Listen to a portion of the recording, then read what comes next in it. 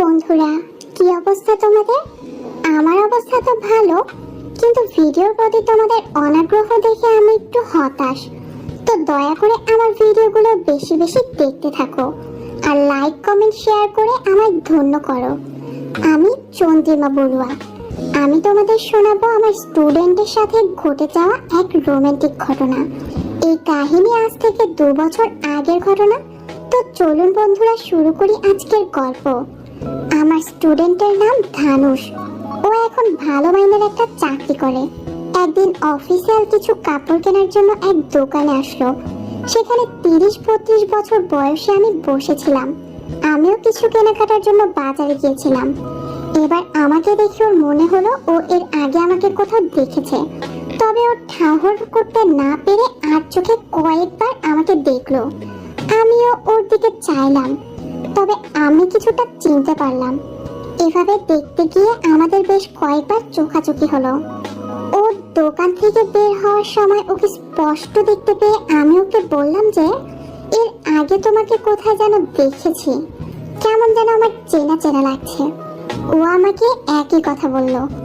আমি এবার ওকে নাম জিজ্ঞেস করলাম, ওর নাম বলল। ওর নাম শুনে হঠাৎ হেসে দিয়ে বললাম, ধানুষ তুমি এত বড় হয়ে গেছো? ও একটু ভ্যাবাচ্যাকা হয়ে বলল, কিন্তু ম্যাডাম আমি তো আপনাকে চিনতে পারছি না। আমি মুখে হাসির ভাব নিয়ে বললাম, আরে চিনবে কিভাবে, আজ থেকে প্রায় 8 বছর পর দেখা হলো। ও আবারও আমতা আমতা করে বলল, কিন্তু ম্যাডাম আমি এবার বললাম, আমি তোমাকে আগে স্কুলে পড়াতাম, ভালো করে মনে করে দেখো। এই কথা বলার সাথে সাথে ওর মনে পড়লো। ও এবার খুশির ফোঁটা তুলে বলল, কত বছর পর আপনাকে দেখছি, কোথায় ছিলেন এতদিন? আমি বললাম, এই দেশেই ছিলাম। সে অনেক কথা, সব বলবো তোমাকে, আগে আমাকে আমার বাসায় একটু লিফট দাও কষ্ট করে। ধানুষ আর না করতে পারলো না। ও এবার আমাকে ওর গাড়িতে বসতে বললো আর ও গাড়ি চালাতে লাগলো। টুকটাক কথাবার্তা বলতে বলতে ওকে আমি জানালাম আমি গতকাল এই বাড়িতে এসেছি। এতদিন বাবার বাড়িতেই ছিলাম। স্বামী মারা যাওয়ার পর থেকে বাবার বাড়ি ছিল আমার মনের মন্দির। আসলে মেয়েদের স্বামী মারা গেলে স্বভাবত তারা বাবার বাড়িতে আশ্রয় নিয়ে থাকে, কারণ মেয়েদের শেষ আশ্রয়স্থল হচ্ছে বাবার বাড়ি। আমি ওর সাথে অনেক গল্প আলাপ করলাম, ওর বর্তমান অবস্থা সম্পর্কে জানলাম। তাতে বুঝলাম ও এখন বেশ মহাসুখে দিনাতিপাত করছে।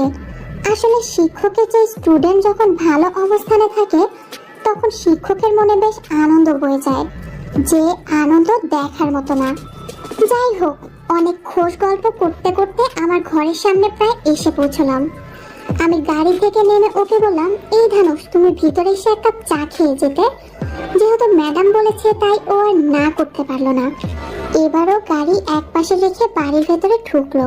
ওকে ডাইনিং রুমে বসতে বললাম, ও বসে পড়লো। আমি সবকিছু গোছগাছ করার জন্য শোবার রুমে চলে গেলাম। ও জানতে চাইলো, আচ্ছা এতদিন পর আপনার এই বাড়িতে আসার উদ্দেশ্য কি? আমি ওকে বললাম, আসলে কিছুদিন এই বাড়িতে থাকবো, তারপর বাড়ি বিক্রি করে দিয়ে চলে যাব, আর এই সময় কোনো একটা স্কুলে চাকরি করব। কথা বলতে বলতে আমি আমাদের দুজনেরই জন্য চা বানাতে লাগলাম। তবে আমার বাড়িটা ছোট হলেও বেশ সুন্দর, ছিমছাম, সবকিছুই সাজানো গোছানো। দেখে বোঝা যায় আমরা স্বামী স্ত্রী দুজনেই অনেক শখ করে সব নিজের হাতে সাজিয়েছি। এক সময় চা তৈরি হয়ে গেলে আমি ওকে চা খেতে ডাকলাম। ও তখন ঘুরে ঘুরে পুরো বাড়ি দেখছিল।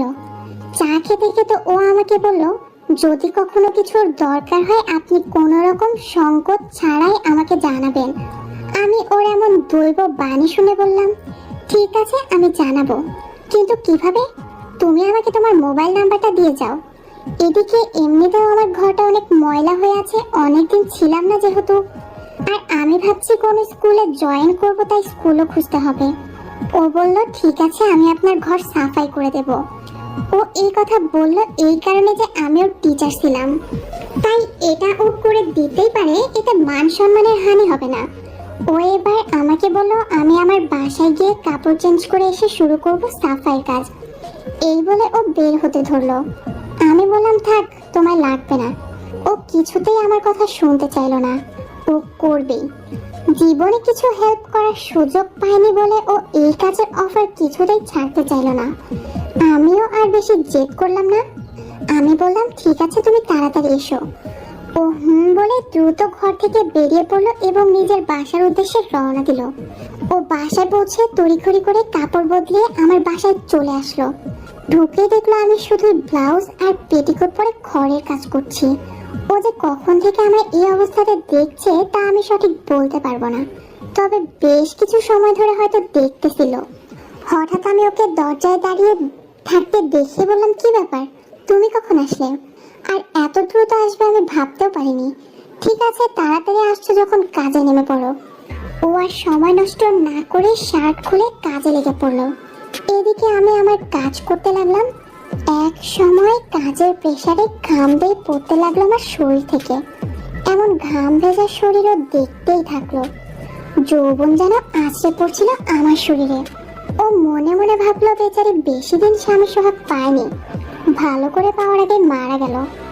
আমি এবার ওর চিন্তাযুক্ত তাকানোর দিকে খেয়াল করে বললাম, এই ধানুষ, কি দেখছো এমন করে? ও হন্তদন্ত হয়ে বলল, ও কিছু না ম্যাডাম, এমনিতেই আনমনে গেছিলাম একটু তাই। আমি বললাম, তুমি বললেই হলো কিছু না, কিছু তো অবশ্যই আছে। এই বলেই মুচকি হাসলাম। কিছুক্ষণ কাজ করার পর ও বলল, ম্যাডাম একটা কথা বলি। আমি ওকে ভ্রু উঁচিয়ে বললাম, হ্যাঁ বলো। ও আমার চোখে চোখ রেখে বলল, আপনি না দেখতে অনেক সুন্দর। ওর এমন প্রশংসাসূচক কথা শুনে আমি চুপ করে রইলাম আর কি কি যেন ভাবতে লাগলাম। বেলা গড়িয়ে যখন দুপুর হয়ে আসলো আমি বললাম, উফ, প্রচুর খিদে লাগলো আমার, তুমি হালকা পাতলা কিছু কিনে নিয়ে আসো, আমি তোমায় টাকা দিচ্ছি। ও বলল, আপনি কেন দিবেন? আমি আপনার ছাত্র, এখন চাকরি করছি, আমি আজ আপনাকে খাওয়াবো। এই বলে ধানুষ বেরিয়ে গেল এবং দুটো বিরিয়ানির প্যাকেট আর কিছু খাবার নিয়ে আসলো। ও যখন খাবার নিয়ে ফিরলো তখনও দরজা খোলাই ছিল। দরজার সামনে আসতেই দেখলো আমি সোফার উপর শুয়ে বুকের উপর হাত দিয়ে আছি। সে আগের মতো দরজায় দাঁড়িয়ে ও খুঁটিয়ে খুঁটিয়ে আমায় দেখতে থাকলো। কাপড় ঢেলে পাহাড় দুটো যেন বেরিয়ে যেতে চাইলো। অপূর্ব আমার দেহের গড়ন। ও পায়ের দিকে তাকিয়ে দেখলো এক পা ভাঁজ করা, অন্য পা সোজা। আমি চোখ বুজেছিলাম তাই আমি ওর এমন লুকিয়ে দেখাটা টের পেলাম না। আমাকে এই অবস্থায় দেখে নিজেকে সামলাতে অনেক কষ্ট হলো। আমার শরীরের রং ছিল ফর্সা আর সেই সাথে গোলাপি রঙের একটা ব্লাউজে আমাকে অনেক কামুকি লাগলো। ও এবার মন্ত্রমোহিতের মতো আস্তে আস্তে এসে আমার ভেতর বাহির দেখতে লাগলো। কখন যে ও সব ভুলে অজান্তেই বোলাতে শুরু করলো টের পাইনি। অনেকটা সাহস করে কম্পিত চিত্তে আস্তে আস্তে ছুঁয়ে দিল।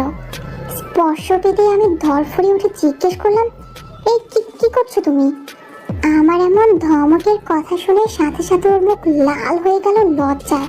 ওর মুখ থেকে কোনো শব্দ বের হলো না। ঠিক মনে হলো ও কারেন্ট শক খেয়ে মূর্তি হয়ে গেল।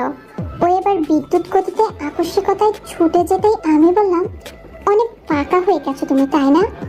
এসব খাবার খেয়ে নাও, অনেক কাজ এখনো বাকি পড়ে আছে। খাওয়া শেষ করে আমরা আবার কাজে লেগে গেলাম।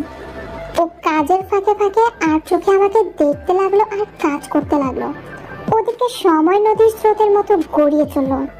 হঠাৎ ঘড়ির দিকে নজর পড়তেই দেখলাম তখন রাত প্রায় 9টা। এত সময় যে কিভাবে পার হয়ে গেল টেরই পেলাম না। আমি এটা খেয়াল করে ওকে বললাম, এই ধানুষ, 9টা বেজে গেল অথচ কাজ শেষ হলো না তো। এখন তো আমাকে একা একাই 10 বা 11টা পর্যন্ত কাজ করতে হবে। তুমি যদি থাকতে তাহলে অতি তাড়াতাড়ি শেষ হতো। আর কিছু কিছু ভারী কাজ আছে, আমি মেয়ে মানুষ হয়ে এগুলো করতে পারবো না।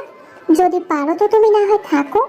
ও এবার মুখে হাসির ছাপ নিয়ে বলল, ঠিক আছে ম্যাডাম, আমি বাসায় ফোন করে দিচ্ছি, বলবো যে আমি বন্ধুর বাসায় আছি, কাল সকালে যাব। আমি ওকে এমনটাই বলতে সম্মতি দিলাম। রাত প্রায় 11:30 নাগাদ কাজ শেষ হলো। আমি বললাম, আমি আর থাকতে পারছি না, গা কেমন যেন ছিটবিট করছে, আমি গোসল করে আসছি, তুমি এইটুকু শেষ করো। এই বলে দেরি না করে আমি বাথরুমে চলে গেলাম। গোসল শেষে যখন আমি বের হলাম তখন আমার পরনে একটা ট্রান্সপারেন্ট নাইটি ছিল। বন্ধুরা, এখন আমি আমার সম্পর্কে কিছু বলি আপনাদের। আগেই বলেছি আমার গায়ের রং ফর্সা আর ফিগারও আকর্ষণীয়। এমন অবস্থায় আমাকে দেখেও চমকে উঠলো। বন্ধুরা, আজ এই অবধি। এই গল্পের পরবর্তী অংশ শুনতে চাইলে আমার চ্যানেলটি সাবস্ক্রাইব করে আমার সাথে থাকো। আর হ্যাঁ, আমার ভিডিওগুলো দেখার জন্য তোমাদের অধিক আগ্রহ পেতে চাই আমি। সবাই ভালো থেকো, সুস্থ থেকো। ধন্যবাদ।